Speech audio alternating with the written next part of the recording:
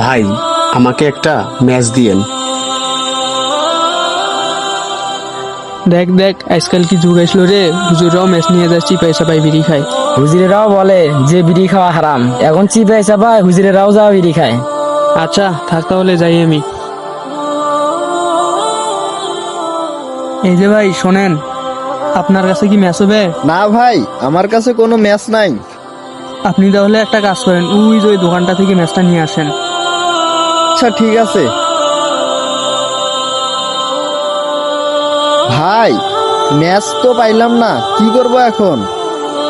এই যে হুজুর শোনেন, জি ভাই, কিছু বলবেন? হুজুর আপনার কাছে কি ম্যাচ আছে? না মানে, হুজুর এত আমতামতি করে কোনো লাভ নাই, কারণ আপনিও খান আমিও খাই। আচ্ছা ভাই, আমি আপনার কথা ক্লিয়ার বুঝতে পারলাম না, আপনি একটু ক্লিয়ার করে বোঝাই বলেন। আরে সাইদ, ওনাকে বল যে আমরা সিগারেট খাবো, তাই জন্য ম্যাচটা চাইছি। তো আচ্ছা, আপনারা এই ম্যাচের কথা এতক্ষণ বলতেছিলেন, জানেন এই ম্যাচটা আমি কি জন্য আমার কাছে রাখি?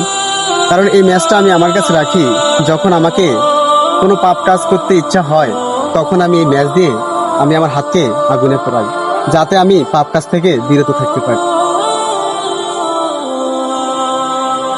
আচ্ছা ভাই, তাহলে আপনারা থাকেন, আমি চলে যাই। জাহান্নাম থেকে বাঁচতে হলে অবশ্যই খারাপ নেশা থেকে বিরত থাকতে হবে।